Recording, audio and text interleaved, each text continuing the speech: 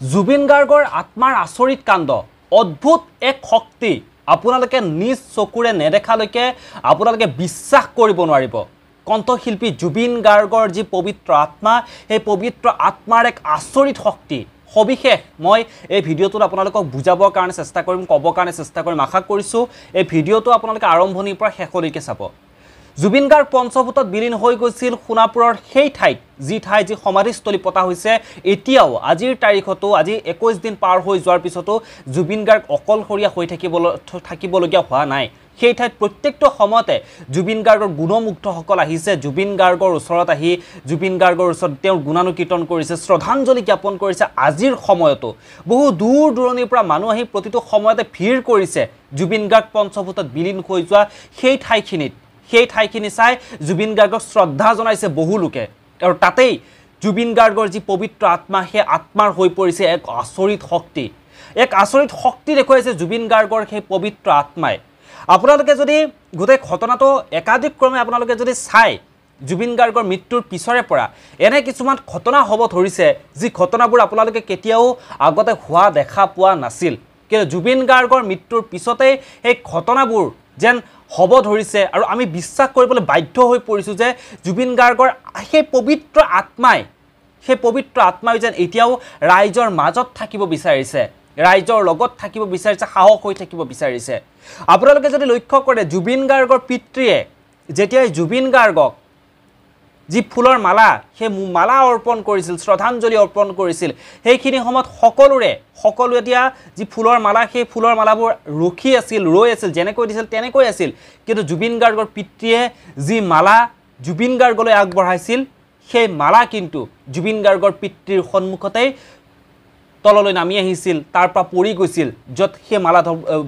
বহুৱাই দিয়া হৈছিল তাৰ পৰা কিন্তু নামি আহিছিল আৰু সেই দৃশ্য দেখাৰ পিছতেই সকলোৰে চকু থৰ লাগিছিল এক আচৰিত শক্তি নহয়নে আন সকলোবোৰ ফুলৰ পাহ আন সকলোবোৰ ফুলৰ মালা তেনেকৈ আছে যেনেকৈ দিছে কিন্তু তেওঁৰ পিতৃয়ে দিয়া সেই মালাটো লগে লগে কিন্তু তাৰ পৰা নামি আহিছে সেই জেগাত থকা নাই পৰি গৈছে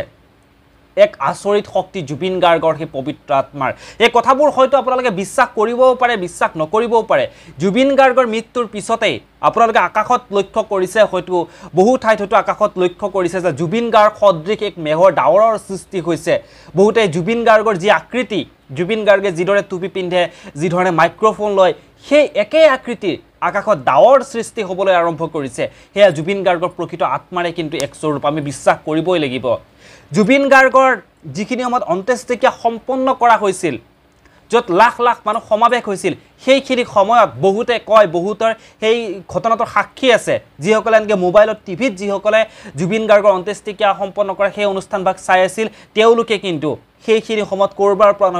পৰা ভাহি অহা এটা ধূপৰ গোন্ধ তেওঁলোকৰ নাকত চন্দনৰ গোন্ধ তেওঁলোকৰ নাকত লাগিছিল বহুতে কিন্তু সেই কথাখিনি আজিও এইখিনি সময়তে বিশ্বাস কৰিব আৰু আজিৰ পৰা দুদিন আগত হৈ যোৱা এটা বিশেষ ঘটনা যিটো ঘটনাই কিন্তু সকলোকে আচৰিত কৰি তুলিছে বাইহাটা চাৰিআলি পাৰ হৈ যিটো টুল গেট মদনপুৰৰ যিটো টুল গেট সেই টুল গেটটোত এখন বাছ ডাউকৈ জ্বলি গৈছে সেই বাছখনত ৪৫ জনমান যাত্ৰী আছিল সেই যাত্ৰীসকল গৈছিল কেৱল জুবিন গাৰ্গৰ সমাধিস্থলীত গৈ তেওঁলোকে নাম কীৰ্তন পৰিৱেশন কৰিলে হয় জুবিন গাৰ্গৰ সমাধিস্থলীত তেওঁলোকে যোৱাৰ আশাৰে মনত আশা বান্ধি তেওঁলোক যাত্ৰা আৰম্ভ কৰিছিল সেই বাছখন মদনপুৰৰ যি টুল গেট বাইহাটা চাৰিআলি পাৰ হৈ মদনপুৰৰ টুল গেটত বাছখন ডাউকৈ জ্বলি গ'ল বহুতৰে বেগ বহুতৰে মোবাইল সেই বাছখনত নষ্ট হৈ গ'ল কিন্তু এজন যাত্ৰীৰো কিন্তু কোনো ধৰণৰ আঘাত নহ'ল প্ৰত্যেকজন যাত্ৰীয়ে কিন্তু সুস্থ সবল হৈ থাকিল গতিকে এয়া এক প্ৰকাৰ প্ৰকৃত আত্মাৰে শক্তি বুলি আমি ক'ব লাগিব গতিকে বৰ্তমান সময়ত সকলোৱে জুবিন গাৰ্গক যিটো ভগৱান বুলি বিশ্বাস কৰিছে আপোনালোকে যদি বিশ্বাস কৰে তেতিয়াহ'লে হয় যদি বিশ্বাস নকৰে তেতিয়াহ'লে বহুত কিবা আপোনালোকে ক'ব পাৰে কিন্তু সেয়া আমি এক প্ৰকাৰ মানিবই লাগিব যে অৱতাৰী পুৰুষ আছিল জুবিন গাৰ্গ বাকী মোৰ কথাখিনিৰ লগত আপোনালোকে সন্মতি হয় নহয় তলত কমেণ্ট বক্সত কমেণ্ট কৰি আপোনালোকে মোক জনাব কাৰণে একেবাৰে নাপাহৰিব এই ভিডিঅ'টোৰ পৰা মই ইমানতে বিদায় লওঁ পুনৰ লগ পাম এনেধৰণৰ কিছু নতুন খবৰে ধন্যবাদ